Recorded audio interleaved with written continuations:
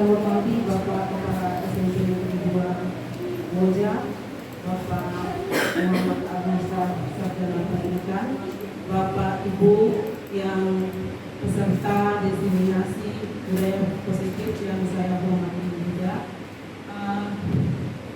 Pertama-tama mari kita panjatkan puji syukur kepada Allah Subhanahu wa Ta'ala dalam kegiatan diseminasi kami calon guru penggerak angkatan 6 Kabupaten. Beberapa yang akan kita lewati. Yang pertama pembukaan, yang kedua sambutan sekaligus pengarahan dari Bapak Kepala Sekolah, yang ketiga sosialisasi tentang budaya positif yang akan disampaikan nanti kolaborasi antara saya, Bu Dewi.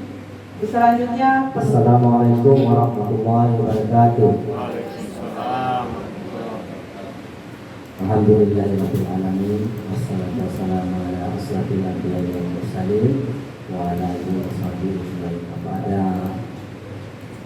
Bapak Ibu wali kelas dan juga guru BK yang sudah menghadiri undangan daripada Ibu Rita dan Ibu Dewi. Jadi beliau berdua sudah konfirmasi kepada siswa kita ini. Kita sudah tahu semua latar belakang siswa kita ini bagaimana. Jadi mulai dari yang lingkungan di sekolah ini sampai lingkungan keluarganya hampir semua kita sudah tahu.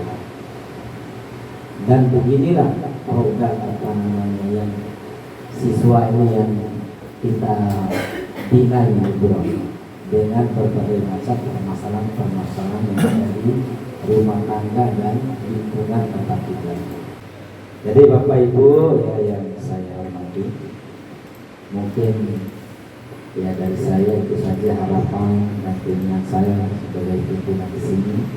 Sekali lagi mari kita sama-sama kompak, ya, sabar, dan jangan kita berkecil hati ya di dalam mendidik anak-anak kita. Karena kita ini sudah ya mengambil profesi sebagai pendidik, ya mari kita jalani dan profesi kita ini dengan baik. Insya Allah ke depannya ya akan berakhir dengan baik. Biasa ya, riak-riak, tantangan, rintangan yang kita hadapi di jalan itu biasa saja. Itu membuat diri kita akan semakin dewasa, ya, semakin bijak di dalam mengambil sebuah keputusan. Mungkin dari saya itu saja. Ya, kalau ada kurang lebihnya mohon maaf. Billahi taufiq wal hidayah. Wassalamualaikum warahmatullahi wabarakatuh. Selanjutnya mengikuti kegiatan Ibu Guru berdua. Kepada Bapak Kepala Sekolah atas sambutan dan pengarahannya. Luar biasa ya Bapak Ibu wali kelas terhadap laporan-laporannya yang disampaikan kepada Kepala Sekolah. Yakinlah Bapak Ibu wali kelas bahwa seperti yang diceritakan Bapak Kepala Sekolah kita tadi dari kisah di SMP Negeri 1 Dompu, Ibu Damai, betapa semakin sering kita berhadapan, semakin sering kita menyentuh anak kita, yakinlah rasa rindu itu akan datang di hati anak-anak kita dan dia akan lebih peduli kepada kita, dan apa yang kita lakukan insya Allah akan menjadi pahala bagi diri kita pribadi. Nah, apa yang terjadi ini sesuai dengan kegiatan yang saya sama Ibu Dewi akan sampaikan, budaya positif. Saya persilakan Ibu Dewi Ayu Mulyati, Sarjana Pendidikan, untuk menyampaikan materinya. Bisa. Terima kasih kepada Ibu Rita atas kesempatan yang telah diberikan kepada saya untuk menjadi pemateri pertama pada kegiatan diseminasi kali ini ya Bapak Ibu. Sebelum itu saya mengucapkan selamat datang kepada Bapak Ibu Guru Hebat SMP 2 Moja pada acara diseminasi budaya positif. Nah, pada kegiatan kali ini ada beberapa konsep budaya positif yang akan kami sharing kepada Bapak Ibu. Yang pertama mengenai filosofi pendidikan Ki Hajar Dewantara. Kemudian disiplin positif dan nilai kebajikan universal. Selanjutnya ada teori motivasi, kebutuhan dasar manusia, hukuman dan penghargaan, posisi kontrol, keyakinan kelas, dan restitusi. Nah, bagaimana Bapak Ibu dari konsep budaya positif ini, ada nggak hal yang asing bagi Bapak Ibu dari beberapa kata dalam slide ini? Nah, restitusi ya Bapak Ibu. Jadi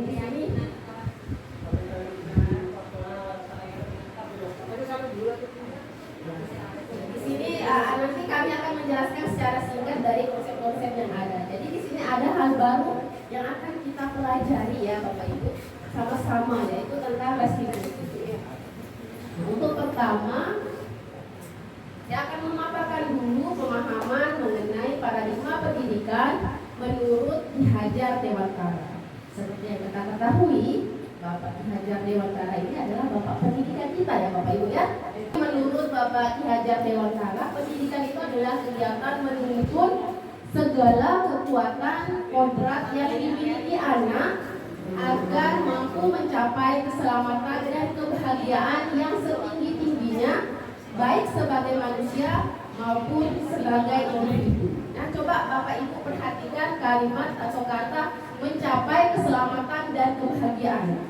Jadi anak didik kita itu kita harus membuat mereka untuk dapat selamat dan bahagia dalam hidupnya. Jadi itu tujuan pendidikan menurut Ki Hajar Dewantara yang sudah kita sepakati dan terakhir dalam kurikulum Merdeka saat ini ya Bapak Ibu. Nah, dalam kegiatan menuntun itu, menuntun di sini berarti adalah tugas kita sebagai guru ya Bapak Ibu.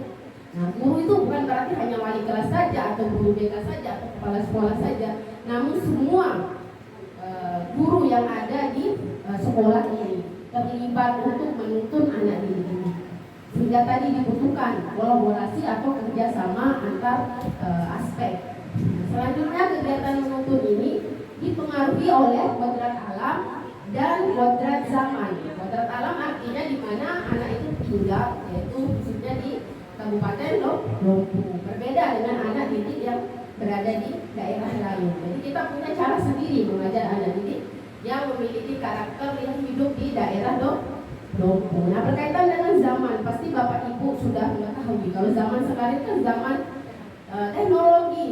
Jadi dalam pendidikan itu juga kita memanfaatkan teknologi. Nah, kemarin kan sempat penggunaan HP. Siswa sering sekali membawa HP di sekolah. Betul tidak? Betul. Bagaimana berisi tidak? Berisi. Nah, sebenarnya itu kalau dikaitkan dengan kurikulum mereka, kita belum memerdekakan anak didik menggunakan teknologi. Karena kita bisa mencari cara lain, yaitu dengan memanfaatkan HP yang dibawa siswa untuk belajar, mencari sumber belajar ya. Jadi itu sebenarnya konsep merdeka yang dikatakan oleh pemerintah ya Bapak Ibu. Sebenarnya. Dan kita sebenarnya bisa mewujudkan juga hal itu. Tapi anak-anaknya yang kenyataannya game. Anak-anaknya Itulah gunanya budaya positif itu ya Bapak Ibu, gimana kita memanfaatkan hal yang tadinya tidak baik menjadi baik. Oleh karena itu kita sebagai guru itu yang menuntun, sebagai pamong anak didik kita itu perlu mengetahui kebutuhan belajar dari anak didik kita. Seluruh murid ya Bapak Ibu, bukan hanya beberapa murid, namun seluruh murid. Kemudian agar anak tersebut dapat meningkatkan kompetensinya secara aman dan nyaman. Jadi sekolah itu dengan budaya positif ini akan mewujudkan sekolah aman dan nyaman, sehingga anak didik merasa senang datang ke sekolah. Kadang beberapa anak didik kita merasa enggan datang ke sekolah karena sering diganggu mungkin teman-temannya, atau takut kepada guru, tidak mau masuk ke kelas karena bapak atau ibu guru telah memberikan kesan negatif kepada anak didik kita. Selanjutnya, guru juga memiliki tugas untuk sama-sama mewujudkan visi sekolah yang berpihak kepada murid. Jadi inti dari kegiatan atau kurikulum merdeka itu ya Bapak Ibu, itu berpihak kepada murid. Kita melakukan pembelajaran berdasarkan murid sebagai orientasinya, bukan memenuhi kebutuhan guru, tapi memenuhi kebutuhan murid. Mungkin kita selama belajar atau mengajar hanya sekedar siswa duduk diam. Seperti itu. Nah ternyata pada dasarnya itu bukan seperti itu ya Bapak Ibu, bukan hanya kita transfer materi, tapi kita juga melakukan hal lain demi kebaikan anak didik kita. Selanjutnya di sini juga ada kalimat atau kata frasa nilai-nilai kebajikan universal. Nah ini merupakan landasan yang akan kita gunakan untuk menunjukkan budaya positif di sekolah. Nah salah satu nilai kebajikan universal yang sudah dirangkum oleh pemerintah kita itu yaitu mungkin Bapak Ibu tidak asing ya dengan profil pelajar Pancasila, betul tidak Bu? Bapak. Nah di sini sudah kami tuliskan beberapa dimensi yang ada pada profil pelajar Pancasila. Yang pertama, beriman, bertakwa kepada Tuhan Yang Maha Esa dan berakhlak mulia. Jadi anak didik kita itu kita mengharapkan ada nilai iman, takwa dan akhlak mulia. Selanjutnya berkebinekaan global. Nah ini berarti anak didik yang sadar terhadap budaya sendiri serta budaya orang lain, bahkan budaya dari luar. Nah, selanjutnya ada dimensi gotong royong. Nah, ini sangat sering kita lakukan ya Bapak Ibu, gotong royong. Yang salah satunya contoh kecil yaitu ketika siswa bersama-sama membersihkan kelas. Nah selanjutnya ada nilai mandiri, kemudian bernalar kritis dan kreatif. Jadi keenam profil pelajar Pancasila ini menjadi tujuan dari karakter anak didik kita ya Bapak. Selanjutnya, sebenarnya apa sih budaya positif itu Bapak Ibu? Kalau berbicara mengenai budaya berarti kan merupakan sebuah aktivitas berdasarkan kebiasaan yang dilakukan secara turun-temurun. Nah, di sekolah pun kita bisa membiasakan sesuatu hal positif yang akan menjadi budaya. Nah, kebiasaan-kebiasaan itu tadi berlandaskan nilai-nilai kebajikan universal. Sederhananya nilai-nilai kebajikan itu yang nilai yang baik bagi anak didik maupun orang lain. Nah, dalam menciptakan budaya positif ini, sekali lagi saya tekankan bahwa kita perlu bekerja sama. Bukan hanya wali kelas yang punya tanggung jawab terhadap murid-murid yang ada di sekolah, namun semua guru ikut terlibat dalam mewujudkan budaya positif di sini, sehingga kita dapat menciptakan sekolah yang aman, nyaman dan menyenangkan tadi.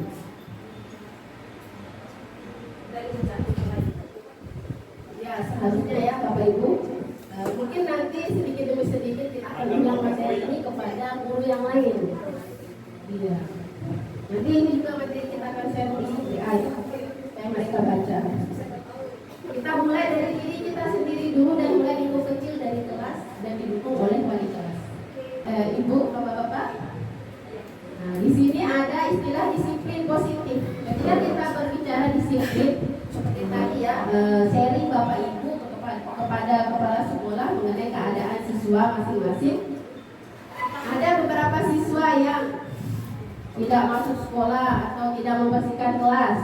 Nah, itu salah satu wujud dari pelanggaran dari disiplin itu sendiri. Sebenarnya disiplin di sini bukan mengenai hal yang agar orang lain itu patuh, bukan membuat orang lain merasa tidak nyaman. Kadang siswa kalau diminta bersihkan sesuatu, mereka merasa berat. Bukan tugas saya ini.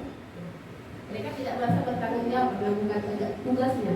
Namun dengan penanaman disiplin positif ini merupakan bentuk kontrol diri kita agar kita bertanggung jawab terhadap tindakan atau perilaku yang telah kita lakukan.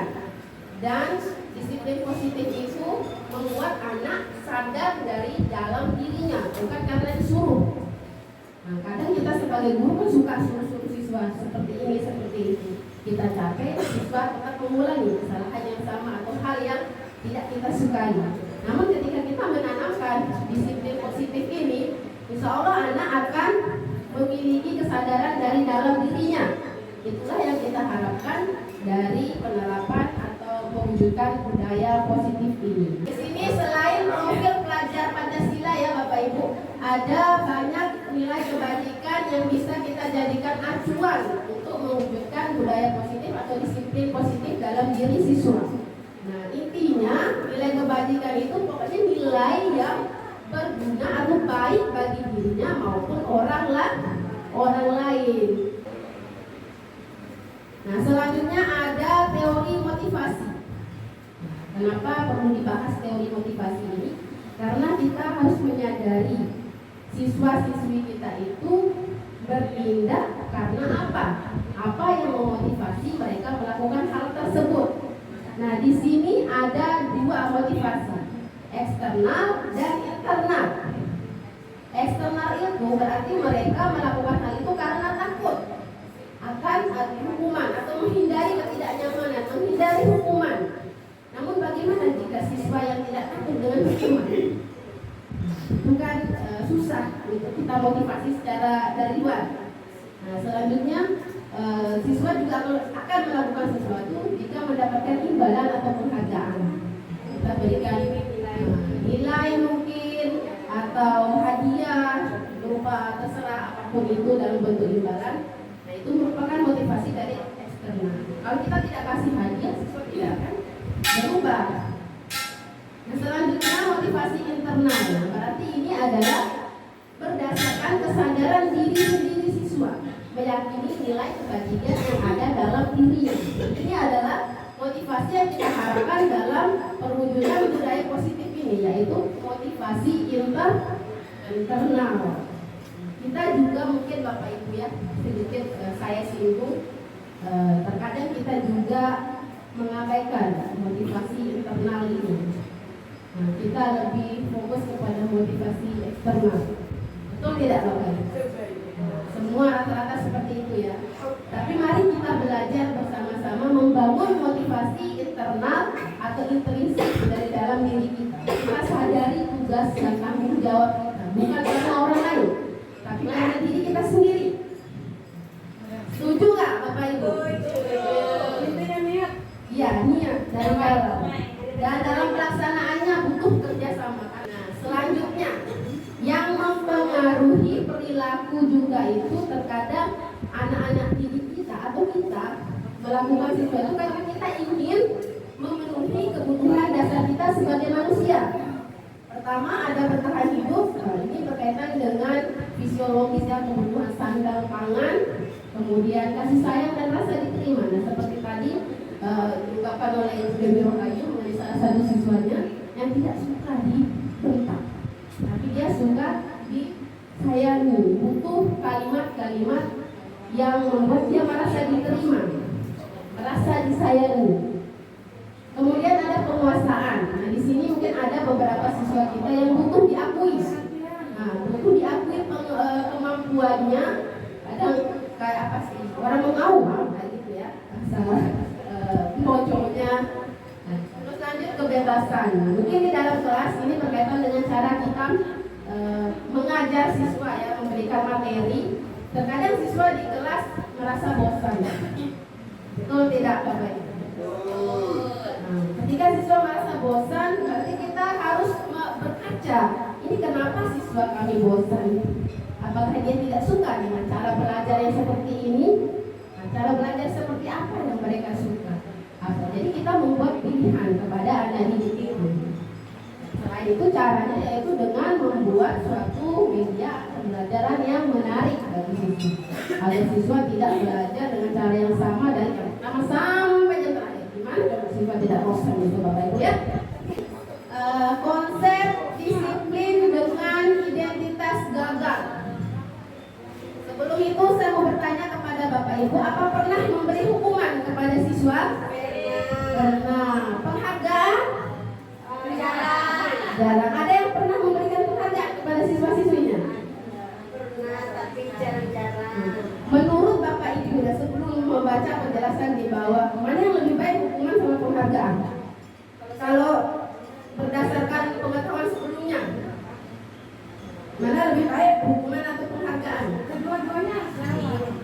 Kedua-duanya harus jalan.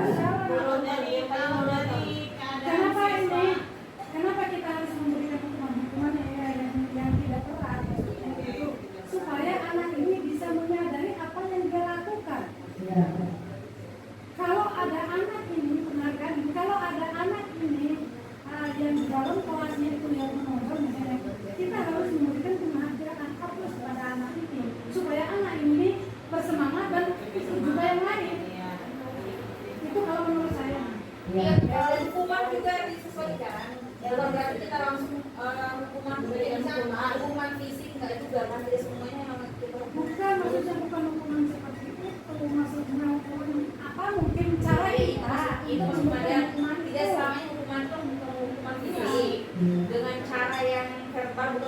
lokal juga yang kasar enggak, disesuaikan dengan situasi dan konteks kampus.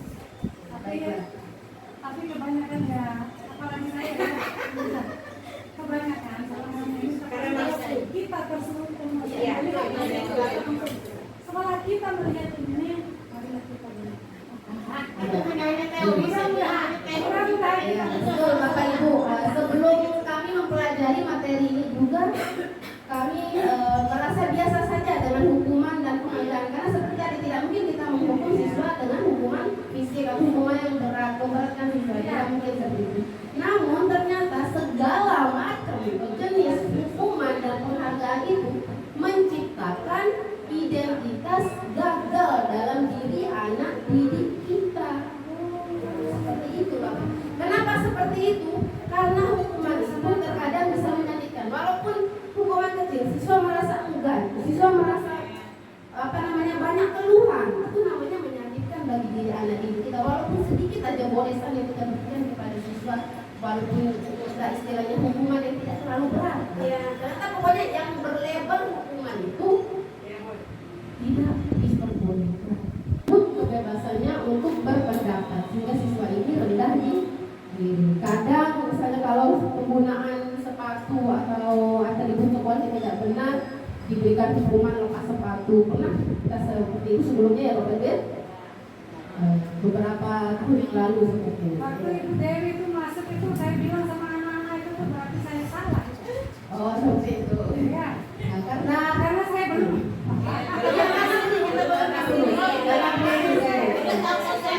bisa kita Nggak ada pakai sepatu Ibu. Iya, betul.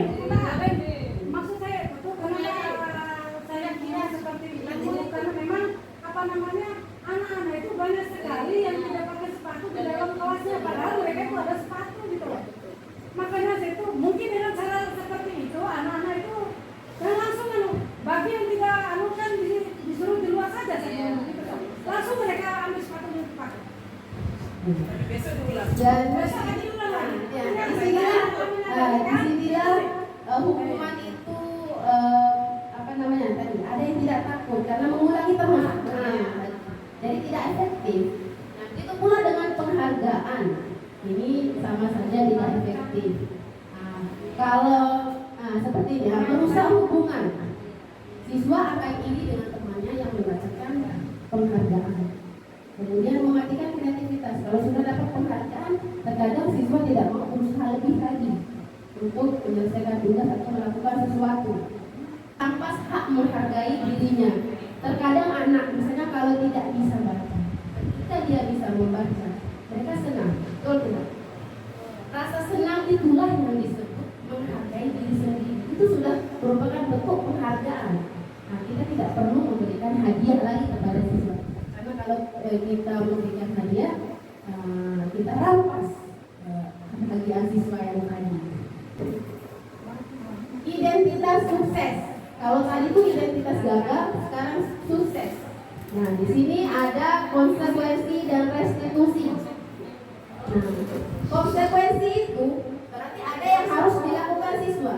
Kita menyepakati sesuatu hal perbuatan ketika siswa tidak disiplin, kita berikan konsekuensi. Namun konsekuensi di sini merupakan penguatan jangka pendek, tidak bertahan lama. Siswa tetap akan mengulangi kesalahannya yang sama. Kemudian kita perlu memonitoring atau memantau siswa secara berkelanjutan. Apakah siswa ini sudah berubah? Apakah siswa ini melakukan kesalahan yang sama?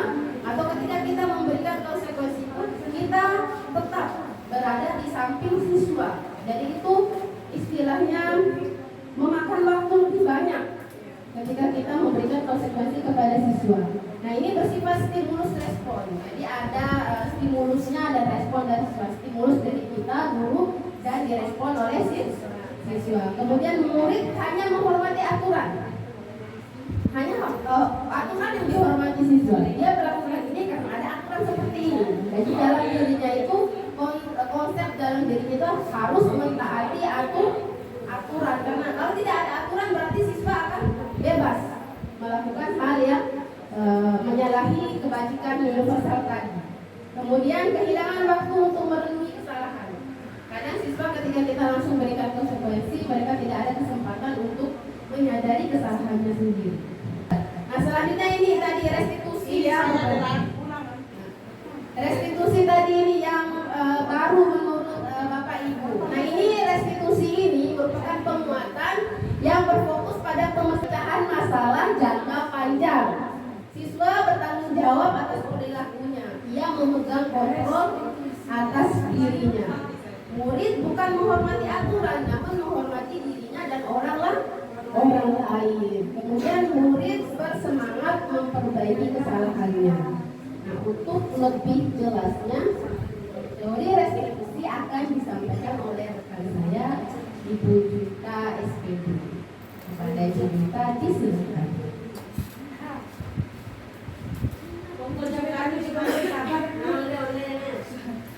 Sudah mulai sabar, alhamdulillah. Mau lanjut onde-onde? Baik Bapak Ibu, sebelum kita lanjutkan, bagaimana kalau kita bertepuk tangan untuk diri kita semua? Saya ada permainan tepuk tangan. Mudah-mudahan ini bisa menyegarkan kita sebelum melanjutkan sesi kedua. Ada 5 tepuk yang akan kita lakukan. Pertama, tepuk merah sekali tepuk, tepuk putih 2 kali tepuk, tepuk kuning 3 kali tepuk, tepuk hijau 4 kali tepuk, kemudian tepuk hitam, tepuk rose. Ya, kita coba. Kita coba ya. Merah, putih, putih 2 kali putih. Merah sekali, putih 2 kali, kuning 3 kali, hijau 4 kali, hitam, rose. Oke. Merah, hijau, ulang. Hijau 4 kali hijau. Hijau, hitam. Saya ulang lagi sekali. Merah, hijau, putih, putih hijau, hitam. Semangat, alhamdulillah. Semoga ini bisa menjadi semangat untuk kita semua. Baik, saya lanjutkan presentasi dari ini namanya SBQ. Jadi mungkin dalam pembelajaran kita lebih sering memberikan SBQ kepada anak-anak pada saat anak-anak sudah mulai bosan. Jadi banyak di YouTube yang bisa kita gunakan untuk SBQ. Mungkin dari pertama pembelajaran, SBQ untuk membuka pembelajaran, memberikan motivasi kepada anak-anak. Di antara pembelajaran kita sudah mulai lihat bosan anak-anak karena sekali lagi anak-anak senang bermain. Ya, jangankan kita yang SMP, SMA saja senang bermain-main. Ya, yang logikanya anak SMA sudah mau menuju ke dewasa masih suka main-main. Bapak-bapak juga suka main-main apa ya? Masya Allah. Baik, saya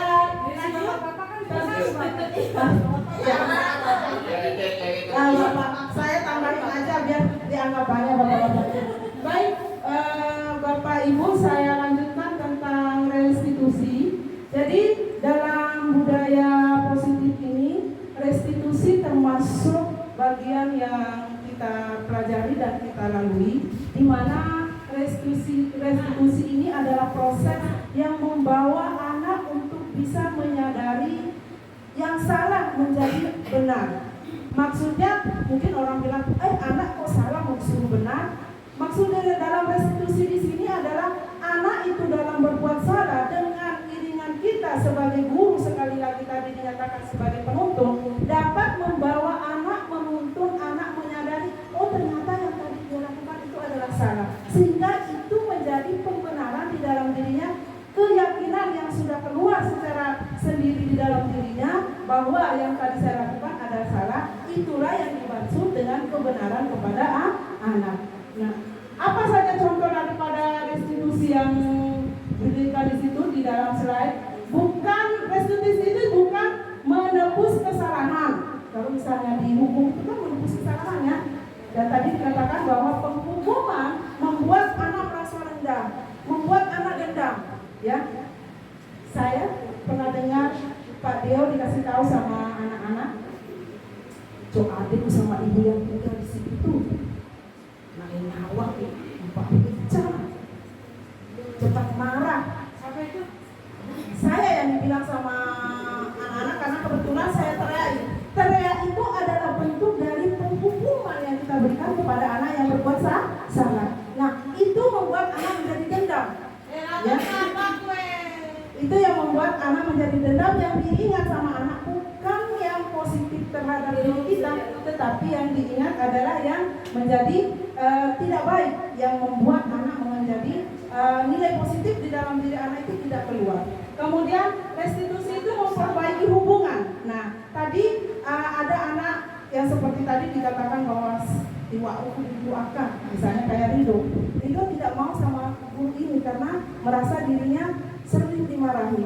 Tetapi dengan restitusi nanti ada langkah-langkah bagaimana restitusi itu kita lakukan, membawa anak ini bisa menyadari, oh yang ternyata saya lakukan ini adalah hal yang salah. Apa yang saya lakukan supaya benar? Itu nanti kita bisa lihat dalam kegiatan restitusi. Kemudian tawaran bukan paksaan. Jadi di dalam restitusi itu nanti kita akan melakukan, anak kamu ini kok nggak pernah dapat sekolah, sekarang tuh kira-kira bagaimana ya? Kita memberikan tawaran, solusi terhadap masalah anak. Ingat, anak biasanya terlambat datang sekolah, anak tidak datang sekolah karena adanya kebutuhan yang tidak dipenuhi. Tadi ada kebutuhan yang disampaikan sama Ibu Dewi. Kemudian menuntut untuk melihat ke dalam dirinya.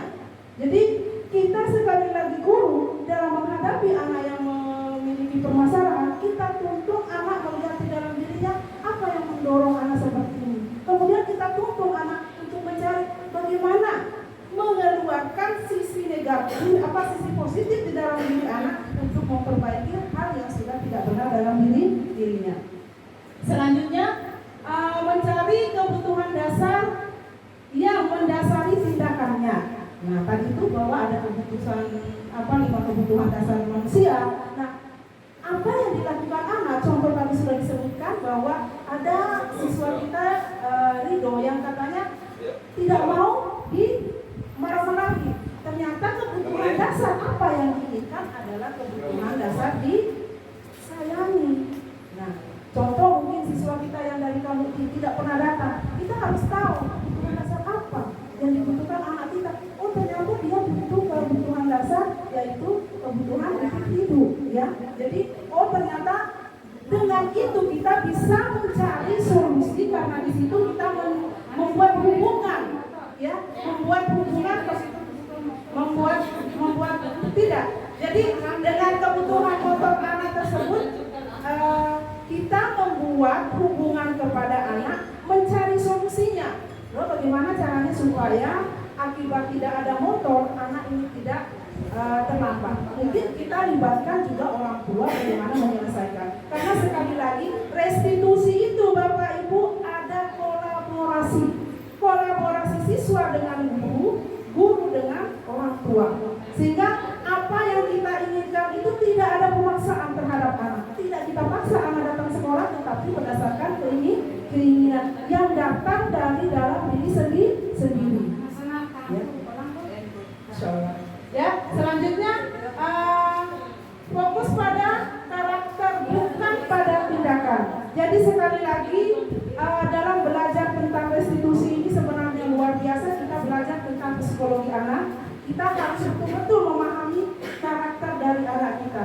Dari jangankan anak di sekolah yang banyak, anak kita saja di rumah 2 orang, itu karakternya tidak sama.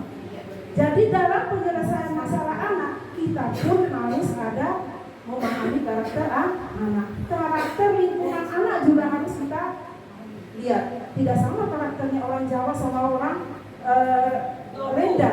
Orang Renda yang kasar, keras, kalau lawan dengan cara kasar menyelesaikan masalahnya, anak akan semakin menjauh dari kita. Bagaimana? Itu nanti di restitusi kita lakukan.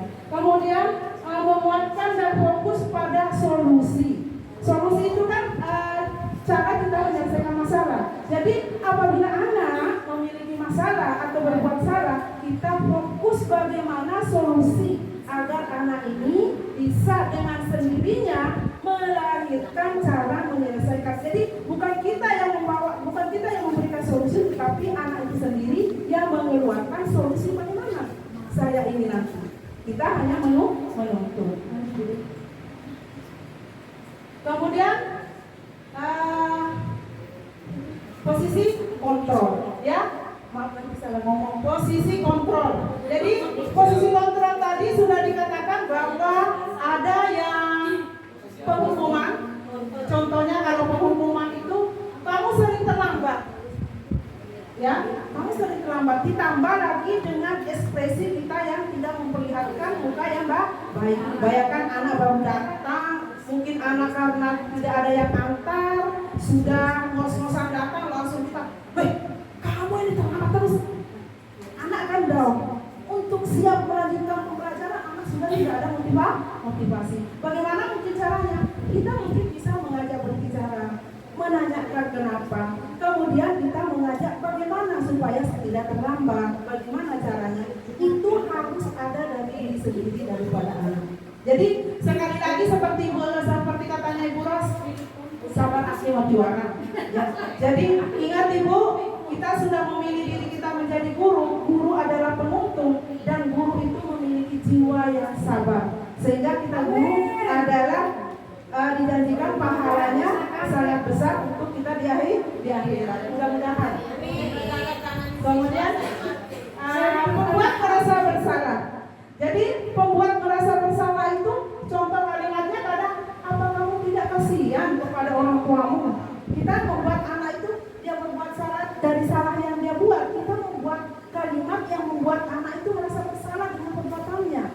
Itu tidak efektif dalam membuat kesadaran dalam diri anak. Atau kita sekali mau diburu, ya nak, senai-nai kamu aja yang saya urus. Memang anak biasanya akan sadar sebentar, tetapi sebentar saja. Dia marah, kadang anak kecewa, aduh saya sudah mengecewakan Ibu Ros, aduh saya sudah mengecewakan orang tua saya, sudah sayang saya. Hanya akan memberikan masalah kepada anak. Sekali lagi di dalam restitusi ini, penyelesaian masalah anak itu kita harapkan anak merasa nyaman, anak merasa tenang, anak merasa bahagia hingga bisa membuka diri untuk semangat kembali belajar. Kemudian yang selanjutnya yang ketiga adalah posisi kita sebagai teman dalam menghadapi masalah siswa. Ada kadang kita tahu orang lain ketika jangan ulang lagi besok itu jangan ya. Kadang memang sepertinya anak kalau dalam posisi berteman, di situ ada contoh yang diberikan, ayolah buat ibu bangga. Kita meminta anak itu memberikan sesuatu yang penghargaan kepada kita supaya kita hubungannya baik sama siswa. Tetapi sekali lagi, hukuman dalam bentuk ini biasanya hanya berlaku sama satu guru. Dia akan patuh sama satu guru yang dianggap baik menurut dia, tapi tidak berlaku dengan guru yang lain. Sementara perbaikan untuk siswa ditujukan untuk semua kondisi, baik itu guru yang satu dengan guru yang lain. Tidak perlu baik untuk di luar daripada sekolah. Kemudian yang selanjutnya sebagai pemantau. Nah, kalau pemantau ini lebih cenderungnya adalah melihat anak dalam menyelesaikan masalah itu selalu menanyakan tentang waktu, dia lebih tidak menghukum, tetapi selalu menghitung waktu dan menghitung kesalahan anak. Yang itu serasa juga tidak efektif dalam mengontrol kesalahan yang dibuat oleh anak. Nah, dari 1, 2, 3 ini yang sudah disebutkan, ternyata ada yang satu lagi yang luar biasa, yaitu posisi manajer. Posisi manajer ini, jadi kita guru itu bersyukurlah menjadi guru, ternyata kita guru ini adalah manajer. Walaupun kita bukan bekerja di perusahaan ya, kita ini manajer Bapak Ibu. Nah, apa yang di manajer? Kita memanajer masalah yang dihadapi anak. Bagaimana caranya? Nanti kita akan lihat di dalam segitiga restitusi.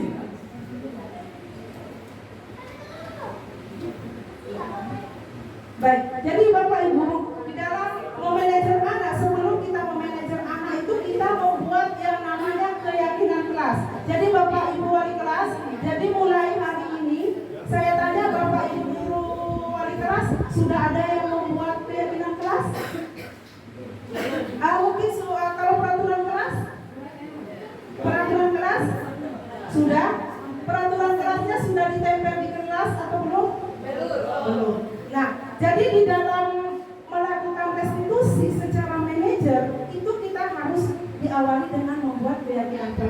kita dari guru wali kelas, kemudian kalau guru mata pelajaran membuat keyakinan mata pelajaran. Bagaimana caranya nanti kita laksanakan? Jadi bagaimana cara membuat keyakinan kelas? Kenapa harus keyakinan kelas? Karena keyakinan kelas ini Bapak Ibu aturan yang dibuat siswa dan akan dipatuhi oleh siswa sendiri. Bukan kita yang membuatkan aturan, tetapi siswa yang membuat aturan. Bagaimana langkah-langkahnya? Kita pertama saya tidak terlalu mengikuti sama sekali yang ya. Jadi bagaimana langkah-langkah dalam membuat keyakinan kelas? Yang paling pertama itu beri pertanyaan pemantik kepada anak. Di mata pelajaran juga bisa Bapak Ibu. Beri pertanyaan pemantik, tanya apa keinginanmu dalam kelas ini? Bentuk bagaimana keinginanmu dalam kelas kita? Atau kondisi seperti apa yang kamu inginkan kelas kita? Atau tanya apa yang kamu bayangkan tentang kelas 7A? Mereka nanti akan mengatakan, saya mau kelas 7A hebat, saya mau kelas 7A semangat. Nah, semua itu nanti akan kita satukan untuk membuat keyakinan kelas. Dan keyakinan kelas ini sekali lagi ditekankan kepada anak-anak karena mereka sudah yang mengeluarkan keyakinan itu, maka mereka yang akan melakukan. Dan apabila mereka melakukan pelanggaran, maka mereka melanggarkan keyakinan diri sendiri. Nah, jadi ada bentuk-bentuk keyakinan. Di sini ada perbedaan antara peraturan dan keyakinan. Kenapa kita harus melakukan keyakinan atau daripada membuat peraturan? Kalau peraturan itu ada kata harus ya, harus datang tepat waktu. Contoh kalimatnya harus datang tepat waktu, ya. Sedangkan kalau keyakinan, disiplin kita menggunakan bahasa yang lebih halus. Jadi di dalam restitusi itu sebenarnya aturan yang dibuat dengan menggunakan bahasa-bahasa yang dihaluskan, tidak dengan contoh bahasa yang seakan menekan, kayak itu harus datang tepat waktu, harus menggunakan pakaian dengan rapi dan seterusnya. Nah, bagaimana apabila ada anak yang melakukan kesalahan? Kita coba melalui segitiga restitusi. Kemarin pernah saya bagi, mungkin di bureau sama siapa itu saya bagi bagaimana cara menyelesaikan anak pada saat melakukan kesalahan yang disebut dengan segitiga restitusi. Segitiga restitusi tadi sekali lagi bahwa restitusi itu adalah suatu proses yang membawa anak yang bermasalah untuk menemukan keyakinan kebenarannya, membawa anak memahami bahwa yang salah itu bisa diperbaiki menjadi benar.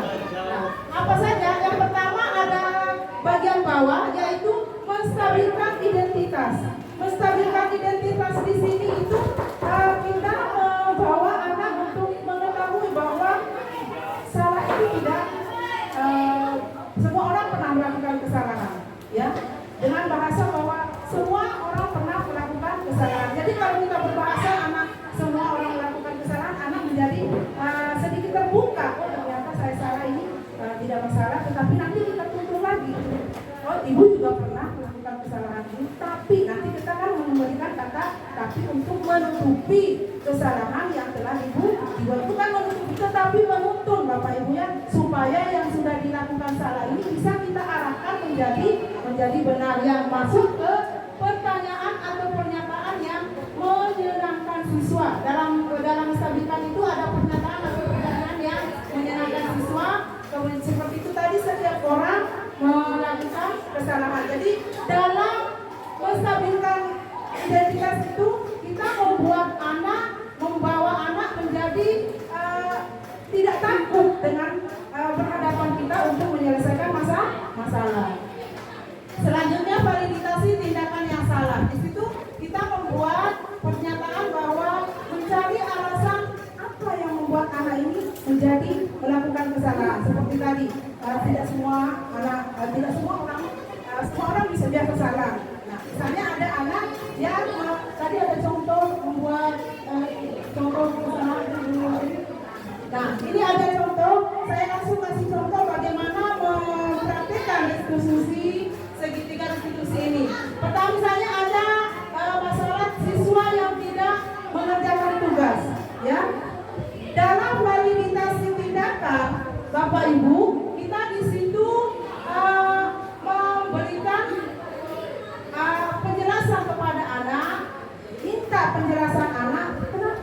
melakukan kesalahan tersebut. Nanti anak akan menceritakan, misalnya saya terlambat karena saya sudah ada yang antar, karena saya rumahnya jauh dan sebagainya. Nah sekali lagi Bu, kita harus tetap ada empati di dalam diri anak. Jangan sekali-kali menunjukkan bahwa kita tidak memberikan empati kepada anak. Selanjutnya ada menanyakan keyakinan. Setelah kita mengetahui alasannya, anak menceritakan alasannya, kita tanya, bagaimana keyakinan? Tadi kan kita sudah membuat keyakinan kelas, keyakinan sekolah. Dari kesalahan yang kamu buat, keyakinan yang mana kira-kira yang telah kamu langgar? Sehingga ada sadar, oh saya tadi terlambat sekolah, saya kemarin sudah bikin keyakinan kelas bahwa datang tepat waktu tadi katanya ya, kemudian disiplin. Ya, jadi saya berarti saya sudah melanggar keyakinan. Hal itu membuat anak menjadi menyadari sendiri kesalahan apa yang telah dibuat tanpa kita mengasih tahu, tanpa kita katakan kamu sudah tidak disiplin, kamu sudah tidak ya. Karena setelah kita tanyakan, menanyakan keyakinan keras yang sudah dia buat, kemudian yang mana dia langgar, anak menjadi memahami, oh saya kemarin sudah sepakat bahwa selalu tepat waktu. Hari ini saya terlambat, ternyata saya telah melakukan kesalahan, telah melanggar keyakinan keras saya. Nah selanjutnya dalam keyakinan ini kita mengajak anak apa yang akan dilakukan ke depan untuk tidak kembali melakukan melanggar keyakinan yang sudah dibuat. Kita mengajak anak, nanti dia akan sendiri bercerita, oh nanti Bu, saya tidak akan, biasanya mungkin tidak segampang yang kita bicarakan Bapak Ibu ya, tapi saya yakin hal ini adalah pelajaran baru di dalam menyelesaikan masalah anak. Saya sama Ibu Dewi sudah mencoba sedikit demi sedikit. Alhamdulillah walaupun tidak banyak ada perubahan yang kita lihat dari anak-anak dengan cara memanggil, dengan melakukan segitiga restitusi ini, menanyakan identitas masalahnya, kenapa kemudian memfasilitasi kesalahan yang salah, kenapa, apakah kamu yakin yang kamu lakukan ini sudah benar, kalau tidak benar bagaimana yang benarnya ya. Setelah itu kita membawa ke keyakinan keras yang sudah dibawa, yang sudah dibikin, apa yang kamu lakukan ini aman sesuai tidak keyakinan keras yang sudah dibuat. Dia akan mengingat-ingat, sehingga Bapak Ibu wali kelas, keyakinan keras itu tolong ditempel di kelas sehingga anak-anak itu bisa membaca keyakinan kelasnya dan dia selalu mengingat. Sehingga kalau saat membuat kesalahan kita menanyakan keyakinan kelas yang mana sudah kamu tidak indahkan. Ingat, keyakinan kelas kamu sendiri yang bikin. Jadi yang kalau kamu melanggar berarti kamu sudah mengkhianati diri sendiri. Itu. Jadi kalau secara restitusi ini Bapak Ibu, kita menuntun siswa untuk menyelesaikan masalahnya sendiri tanpa kita yang secara keras. Seakan kita adalah gurunya yang bisa membawa anak ini lebih baik. Sekali lagi bahwa tidak ada orang yang bisa membuat orang itu baik kecuali dari dalam diri sendiri. Tidak ada, sekali lagi, sepintar-pintarnya guru itu, guru tidak bisa membuat anak itu menjadi berubah kalau dia tidak berubah secara diri sendiri. Itulah yang diinginkan dari restitusi ini, perubahan yang datang dari dalam. Itu tadi ada 3 langkah yang dilakukan supaya anak-anak bisa kita bimbing menemukan dirinya sehingga bisa menjadi nilai-nilai positif yang ada di dalam diri anak. Mungkin itu yang bisa saya sampaikan. Ada yang mau bertanya sebelum kita akhiri sesinya Bapak Ibu? Ya.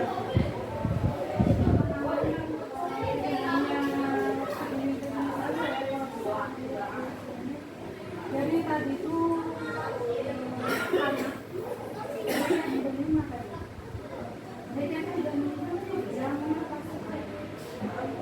kalau saya tanya, apa namanya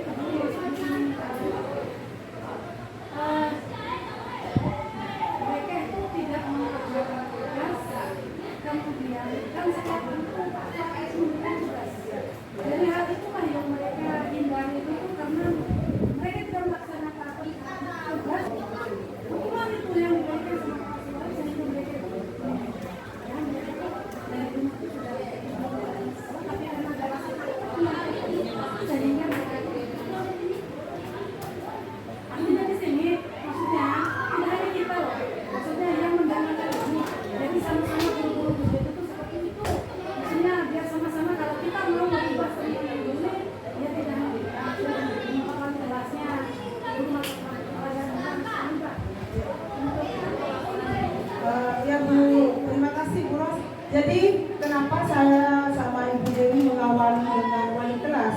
Karena untuk mengumpulkan satu guru SMP Negeri 2 jadi sepertinya agak sulit mungkin. Kami melalui wali kelas dengan harapan wali kelas ini memberikan yang kecil, kita kecil dulu untuk langkahnya. Nah, untuk Bapak Ibu guru mungkin bisa mungkin kalau pas sekolah bisa kita lakukan kegiatan ini, kami pun siap untuk memberikan. Tetapi sekali lagi pembelajaran tadi kenapa anak sama Pak Suwardi itu karena tadi itu adanya hukuman yang dihindari sama anak. Kita coba dengan menggunakan restitusi, segitiga restitusi untuk menghadapi anak tersebut. Mungkin pelan, tetapi anak bisa menyadari, oh ternyata dia setelah tidak datang sekolah, oh ternyata saya sudah begini ya. Dia akan keluar sendiri dalam dirinya secara intrinsik. Kesadaran itu tanpa orang lain yang menyadari. Sekali lagi berubahnya karena bukan orang lain, sendiri. Betul kata Ibu, sebenarnya tidak cukup dengan wali kelas, semua guru, karena ini adalah kegiatan untuk semua guru. Karena yang menuntut seperti kata Ibu Guru Dewi tadi bahwa semua guru, bukan hanya wali kelas, semua yang kata guru disebut dengan guru adalah penuntut. Ya, jadi merdeka di slide terakhir Ibu Dewi, merdeka itu tidak berarti lepas dari perintah orang lain, tidak berarti hanya bebas sendiri, tetapi merdeka itu adalah merdeka mampu mengatur diri sendiri. Itulah kata merdeka yang sesungguhnya. Bukan merdeka dilepas begitu saja, tetapi anak mampu mengatur diri sendiri. Itulah kemerdekaan yang sesungguhnya yang disampaikan di dalam filosofi pendidikan yang dibawa ke kurikulum merdeka. Sebenarnya masih banyak yang akan kami sampaikan karena berhubung dengan waktu. Mohon maaf sebelumnya karena kami sudah menahan Ibu Bapak dengan waktu yang cukup lama. Langsung mungkin saya tutup. Ibu Dewi ada tambahan, Bu Dewi? Ya baik, Bapak Ibu. Sekali lagi saya juga mengucapkan banyak terima kasih kepada Bapak Ibu wali kelas dan beberapa guru mata pelajaran yang telah hadir dalam kegiatan diseminasi budaya positif tadi. Memang materi ini sangat menampar kita ya Bapak Ibu, membuka kembali cakrawala kita mengenai apa isi guru itu sebenarnya. Insya Allah nanti kapan-kapan kita kembali berbicara dengan kepala sekolah yang diminta agar menyediakan waktu khusus untuk kegiatan seperti ini. Jadi Bapak Ibu guru setuju ya dengan mengadakan kegiatan seperti ini. Bagaimana dengan Pak Arman? Alhamdulillah ya Bapak. Jadi karena merubah sesuatu hal itu kan merupakan tantangan yang besar bagi kita. Kita mulai dari diri sendiri. Alhamdulillah saya dan Bu Junita sudah menerapkan hal ini sehingga kami saatnya berbagi kepada Bapak Ibu, dimulai dari wali kelas dan Bapak guru mata pelajaran yang berniat untuk berubah terlebih dahulu sebelum merubah satu sekolah ini ya Bapak Ibu. Jadi kita mulai dari diri sendiri dulu, tidak apa-apa, pelan-pelan insya Allah nanti akan berwujud apa ya sekolah impian kita. Baik Bapak Ibu, itu saja dari tambahan dari saya. Kembalikan kepada Bu. Nah, itu kalau menanyakan bagaimana sekolah impian itu nanti pada saat mungkin kita membuat kesepakatan sekolah lagi, terus ada lagi yang lebih atasnya. Keyakinan sekolah apa sih? Nanti itu kita kumpulkan siswa, kumpulkan guru, kumpulkan wali murid, apa yang kita inginkan sekolah kita ini. Nah, nanti dari aturan-aturan itu akan timbul dan itu bisa kita jadikan jalan untuk melakukan restitusi tadi. Ya Bapak Ibu, sudah ada? Masih ada Bapak Ibu. Jadi karena waktu sudah masuk waktu zuhur, jadi saya tinggal berdoa. Mari kita tutup kegiatan ini dengan bersama-sama membaca doa kafaratul majelis. Semoga apa yang kita lakukan hari ini yang benar menjadi berkah untuk kita, yang salah Allah ampuni. Mari kita tutup dengan membaca doa kafaratul majelis. Subhanaka Allahumma wa bihamdika asyhadu an la ilaha illa anta astaghfiruka wa atubu ilaik. Terima kasih. Assalamualaikum warahmatullahi wabarakatuh. Waalaikumsalam warahmatullahi wabarakatuh.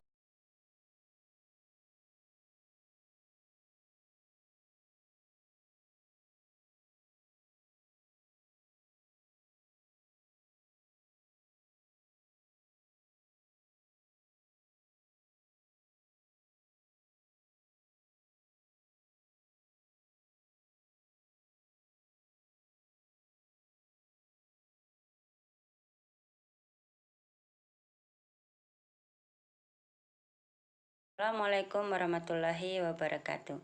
Saya Muslimah SPD ingin memberikan testimoni mengenai kegiatan diseminasi budaya positif yang disampaikan oleh Ibu Juwita SPD dan Ibu Dewi Ayu Mulyanti SPD. Selama mengikuti kegiatan ini, banyak pengetahuan baru yang saya dapatkan.